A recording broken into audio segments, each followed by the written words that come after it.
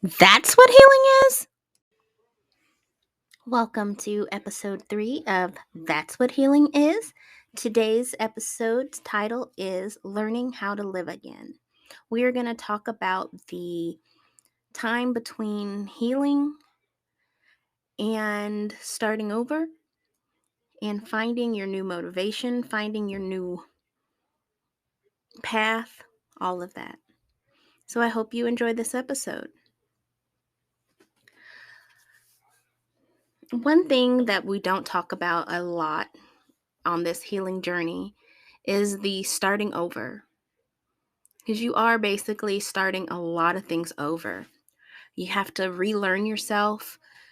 You have to learn your new boundaries. You have to learn all of the things that make you you, all the new things, because you've gotten rid of all of the trauma responses and the trauma drive and doing things out of survival mode.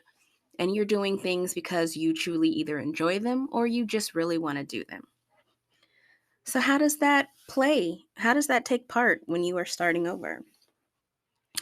On this journey, I have learned that I'm not really a people person.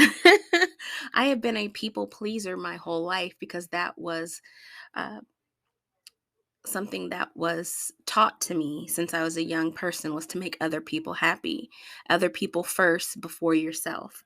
But on this healing journey, I've learned that my happiness and my peace is way more important than anyone else's happiness or peace.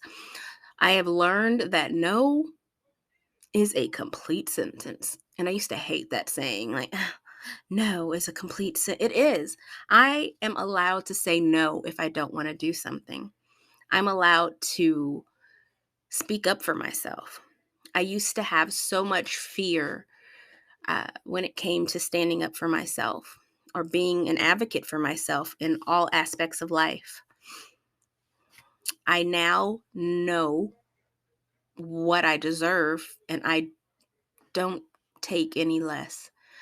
I deserve great things. And if you cannot provide those things for me, if you can't keep me at a level of peace that I desire, then I don't need to be around you.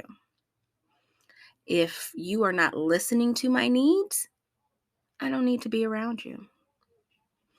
Understanding that I no longer have to move in survival mode.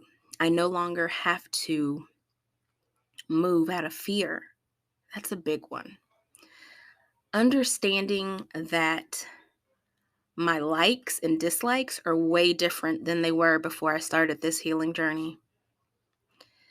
Yes, I like my quiet time. I like to be by myself, which I've always kind of liked, but I would force myself to be that person for everyone. If somebody wanted me around them, even if I was drained and had no energy, I would make a way. I would find a way of being there for somebody.